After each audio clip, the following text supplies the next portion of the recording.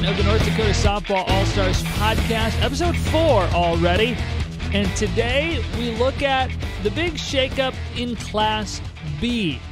Going to be fun to have from West Hope Newburgh-Bottineau. He's a head coach. He's an activities director. Lane Fleur, he's on the show a little bit later. Out of the West and out of the East, Corey Erickson, head coach at Hillsboro Central Valley. Both coaches going to talk a little bit about how this shakeup maybe impacts their side of the state and what they think about it as we go forward. So historically, Class B, as it's continued to grow, has been split into two regions. Most recently, it's been East and it's been West. Been a pretty even-ish number of teams, but the growth has continued in Class B, which means we needed to do something different. And just a little bit of backstory. Original proposal kind of surfaced, or idea that surfaced from the state, was 4 regions, kind of a northeast, a southeast, a northwest, and a southwest. And these regions would funnel 2 teams into the state tournament, and that would be your 8 state tournament teams. Now, the North Dakota Softball All-Stars, along with quite a handful of coaches in North Dakota amongst the Class B, put together a little bit of a proposal and said, great idea, but we're still so new, we're still so growing, we have so many newish teams, the last 1, 2, 3 years the teams have jumped into Class B softball. So how about an intermediate proposal, and we go to a sub-region format, kind of following the same structure. And ultimately, you fast forward quite a few months, and that's what we're looking at. So to dive right in, there will be 2 regions and 2 sub-regions of each. So to start on the east side of the state, your southeast sub-region, Central Cass, Enderlin Maple Valley, Hankinson Co-op, Hillsboro Central Valley, last year's champions, Kindred Richland, and Northern Cass. Now, 2 of those teams are going to auto-buy into a region tournament, and there's going to be some playing games from there. We'll talk more with Corey Erickson about that later, but that's your southeast sub-region. Your northeast sub-region, Dakota Prairie, Grafton, Larimore, a new team to the mix, Mayport CG, Pembina County North, and Thompson. And honestly, the East is a little easier to follow. You draw a line. The teams south of there are in the southeast sub-region. The teams north of there are in the northeast sub-region. Each of them will send 4 to a region tournament, and you will ultimately have 4 teams from the region tournament head to the state tournament. So now as we take a look out west, maybe not as simple. You have a southwest sub-region that consists of Beulah, Central McLean, Heart River, then you've got Solon, Standing Rock, Washburn, another newish program out there, Watford City with an asterisk, and I'll get to that in a second, and Wilton Wing. So that makes up your southwest sub-region that flows into the West Region Tournament. So the asterisk on Watford City is the fact that Watford City will be a Class A team next season.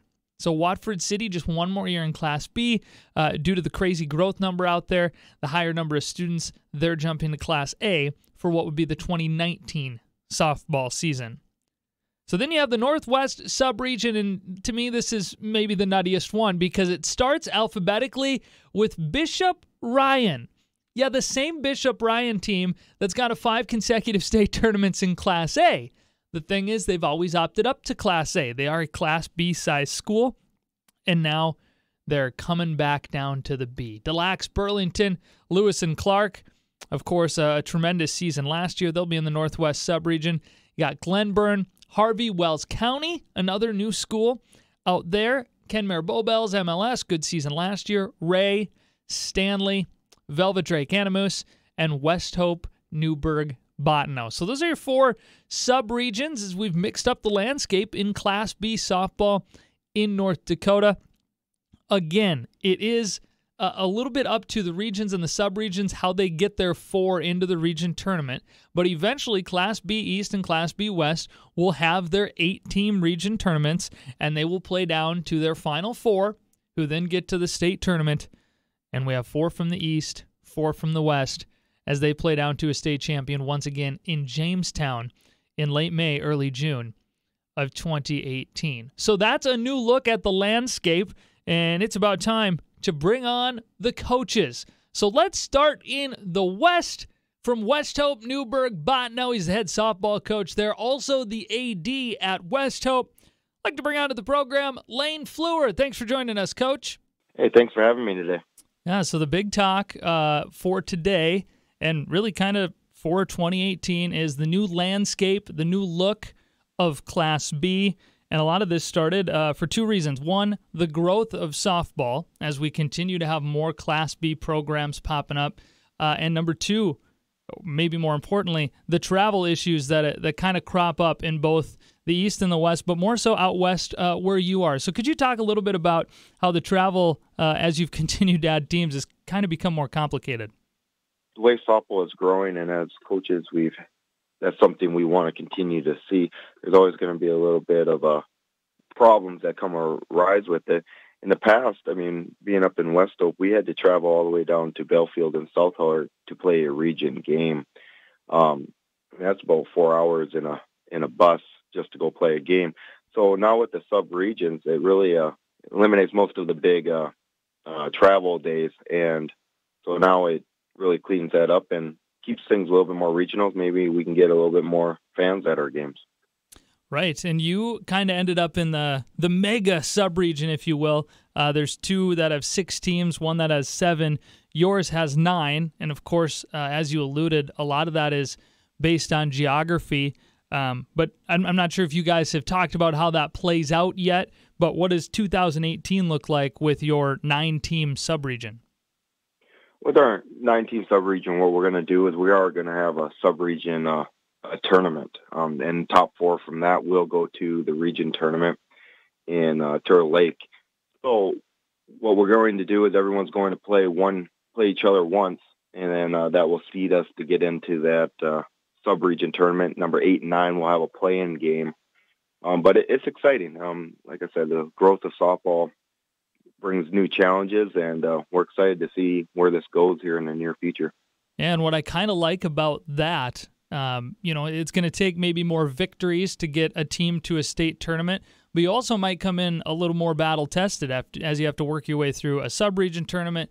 You make your way through a region tournament, and then by the time Jamestown comes around, the teams that will represent potentially your sub-region, you would think that they're pretty battle-tested and ready to go. Yeah, that's, as a coach, you want to put your kids in as many situations that they're going to see later on in the season. And with this now, having ultimately, if you can make it to the state tournament, playing, that will be your 3rd big tournament you had to play in. So the kids would be more aware of how they got to go about on the process of getting themselves prepared to play 2 games in a day, 1 game in a day, but also is going just to make it every team there more battle tested. And I think the ultimate goal of every coach here in North Dakota is to keep having the level of play get better, and we did that over the past 7, 8, 9 years here now, and now I'm excited to see where it can go. Yeah, we're talking to Lane Fleur. He's the head coach out at West Hope, Newburgh, Bottineau. He's the AD at West Hope, and what we didn't mention at the top is he is the West Class B representative on the advisory, and this, we kind of talked off air, this kind of is maybe bigger than an advisory role necessarily because the state's got to look at their realignment and all that, but what do you see kind of in your unique blend of roles as Class B continues to grow? Do you think we'll continue to have more B teams? Do you think we'll maybe see more teams like Watford City grow out of Class B? Well, that's the exciting part. I think softball is a growing sport in North Dakota. I've had multiple schools contact me here in the past couple of months. Hey, we're interested in it. How did we get it started? And that's something that every year, for the last 7 years, we've been a part of it. It's been every year we've added 2 or 3 teams. Right. And like Divide County right now is playing a JV schedule this year, which they'll be in the mix next year. Watford City, this is their last year at Class B. They will be going to Class A next year. So with that, there's going to have to be some realignment again.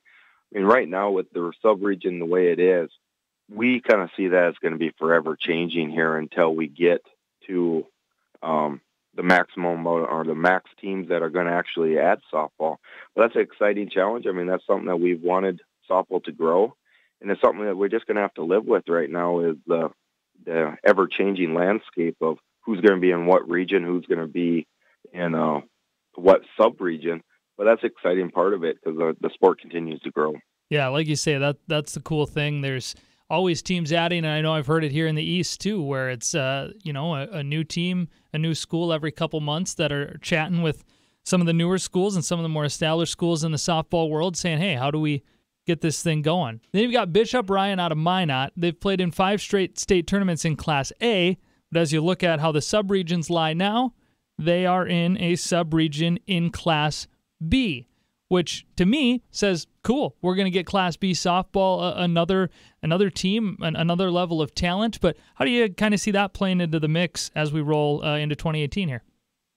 I mean, that's exciting. I mean, Bishop Ryan, their numbers are down, and that's why they came down. And, their enrollment is dropping at their school. So with them coming down to Class B is something that they felt like they had to do.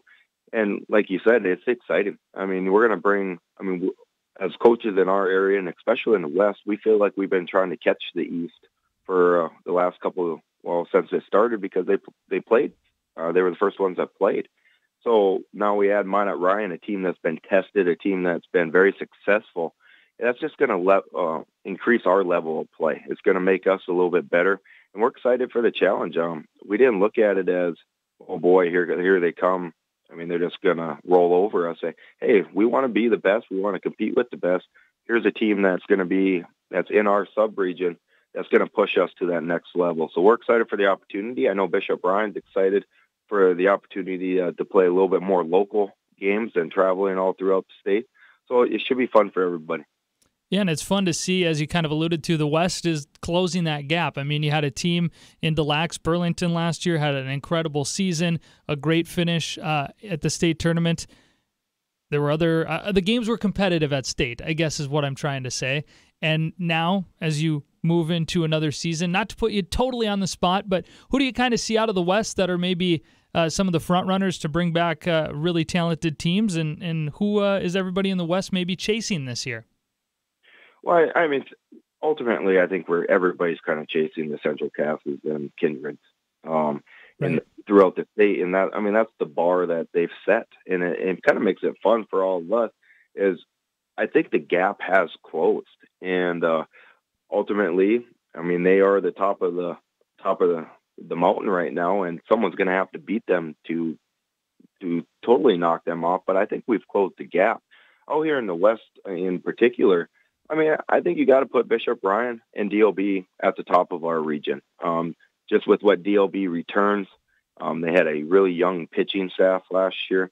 Then you got Bishop Ryan that's coming down with all that experience and all that, and they're used to winning. And that's something that if you can create that culture throughout your program, that makes you tough year in and year out.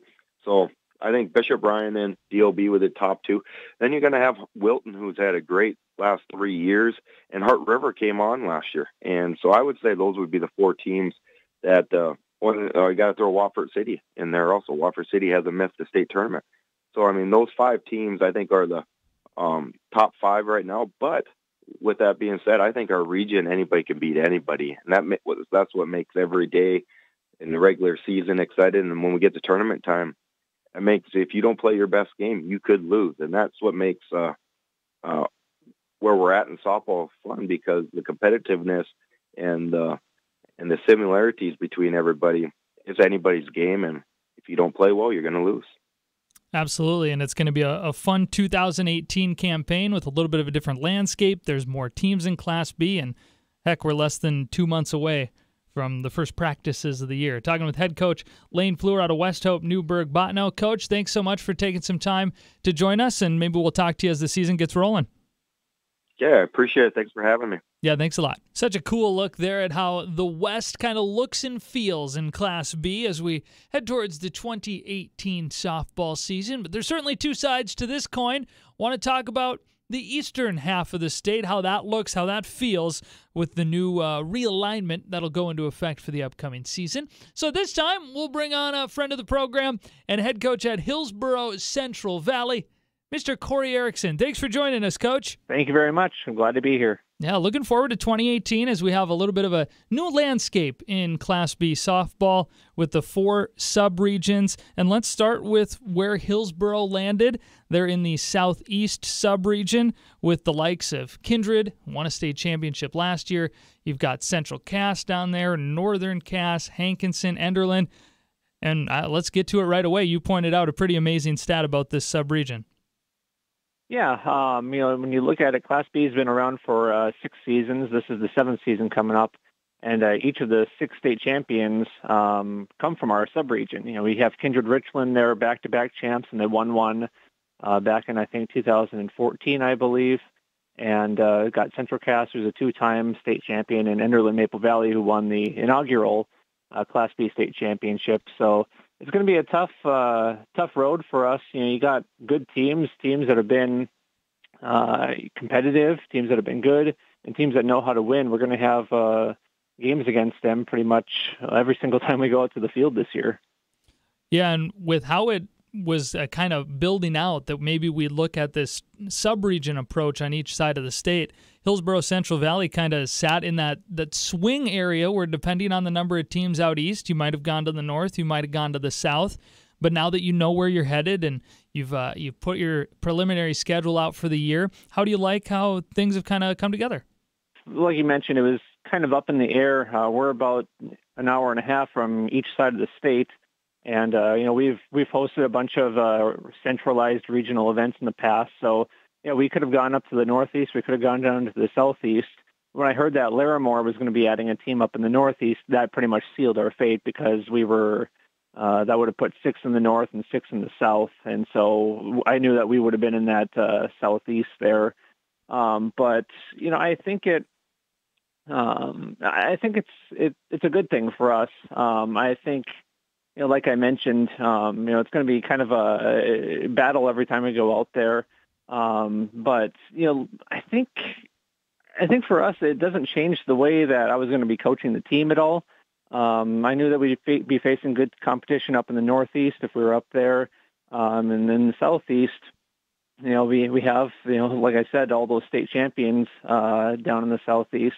Really, we want to face good competition and just prepare the girls the best I can. If we face really good competition every single time out there, that can only make our team better. And then once you roll through the regular season, the postseason is going to look a little bit different. The way it looked in the East before was one through the bottom seedings, a couple play-in games typically to get to your final 8 who would play in a kind of pseudo double elimination deal to get into the state tournament. What do things look like for 2018 with the sub-region split? The sub-region split, we're going to be handling things. It doesn't change a whole lot for our tournament. What we're going to be doing is, so we have 6 teams in each sub-region. We're going to play everyone twice, and then the top 2 teams in standings from each sub-region are automatically in. And then the bottom 4 teams will be playing in with number 3 versus number 6, number 4 versus number 5 from each sub-region. And they'll be playing in for certain spots in the bracket. Like I said, it's pretty similar to what we've done in the past where we just took the top 5 seeds were automatically in and then the bottom 6 seeds all played in. But still 8 teams, and it's still the same format where you pretty much need to lose twice in order to be out of the tournament. And you got 2 state qualifiers there and then the champion and runners-up. So that didn't change a whole lot. It's mostly just the travel situation that really changed for us.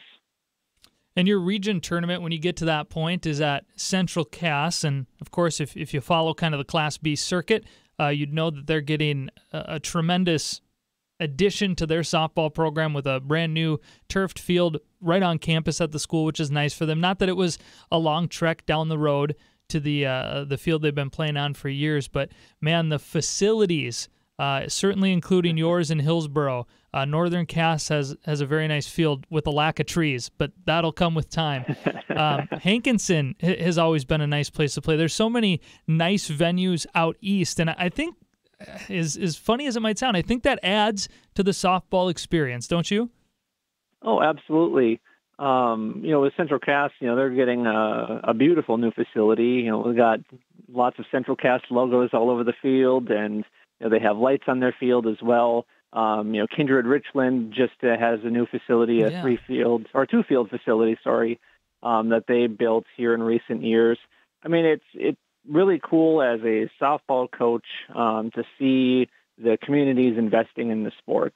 I think that means a lot for the girls. It definitely means a lot for the coaches to see the investment that our schools and communities have taken in that.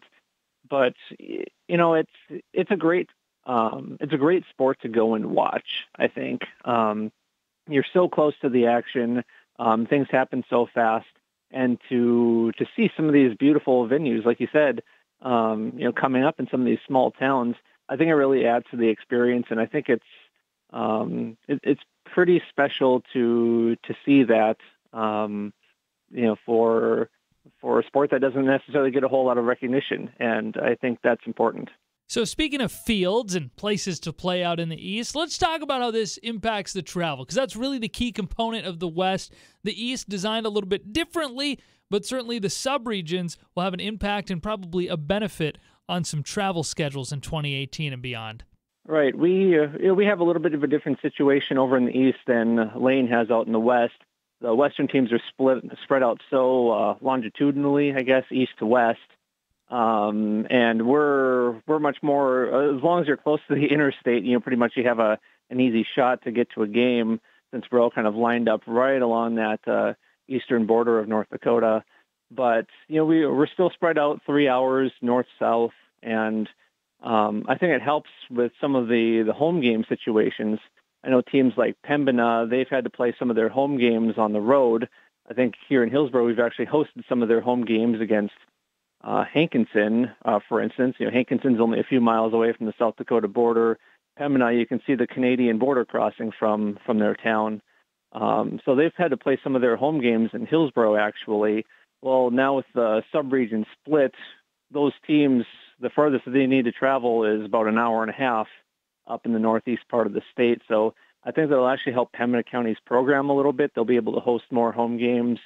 And, sitting on the bus isn't fun. You don't want to drive 3 hours for a game that may only last, 5, 6, 7 innings, depending upon how it goes. So I think it's a good change from the travel perspective. We're talking to Corey Erickson. He's the head coach for Hillsborough Central Valley. And something I didn't mention off the top, he's also a board member for the North Dakota Softball All-Stars. And you're kind of talking about the growth of the game here, which is really the topic of today with the addition of the new teams, the new format we're looking at. Of course, last year we had our first All-Star game, and Corey, you and I were talking off-air recently, picking the players, if you just narrowing it down to the east side for Class B, there's a considerable amount of upper class talent that we will all see and you will play against and have on your team in 2018.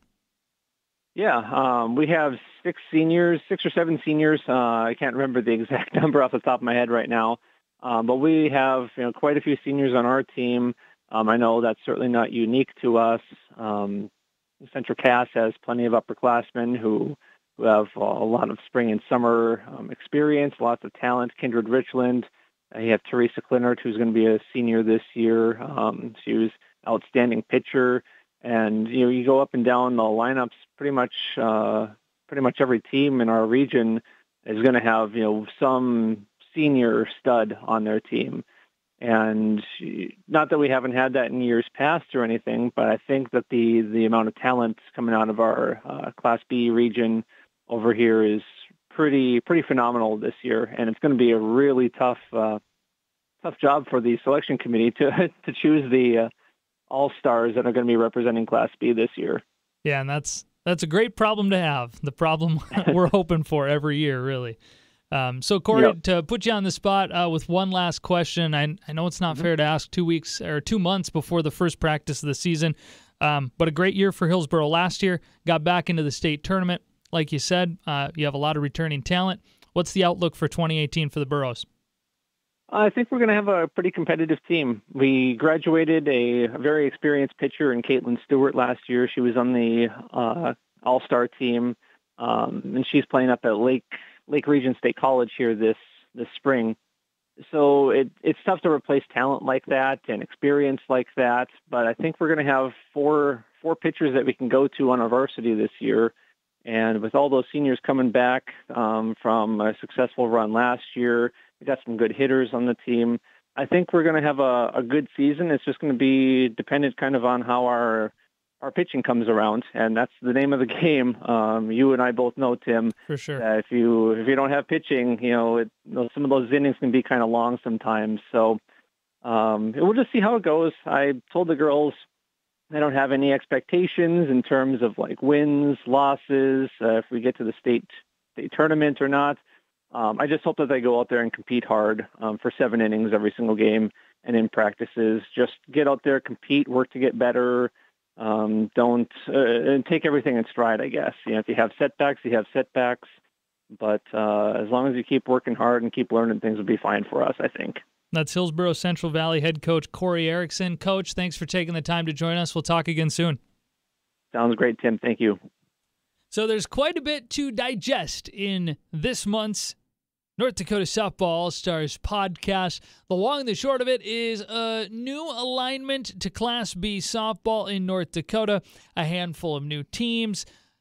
At the end of the day, still going to have 8 teams, 4 from the East, 4 from the West, that participate in the state tournament in Jamestown. So I'll tell you what, if you head on over to ndsoftballallstars.com, we have the subregions and the regions geographically. It's all broken down for you, easy to look at. I know it's a little bit hard to follow along with so many teams in the movement and the new structure, but you can see it all at ndsoftballallstars.com. Feel free to follow us on Twitter and on Facebook. Just search NDSB All-Stars. Well, that does it for podcast number 4. We'll be back in February for podcast number 5, and then as we roll into March, this thing will turn from monthly to weekly, and we'll have a lot going on there with the weekly coaches polls, talking about the happenings in terms of results, some of the bigger tournaments. There'll be a lot of fun stuff headed our way. The 2018 softball season all starts in less than 2 months.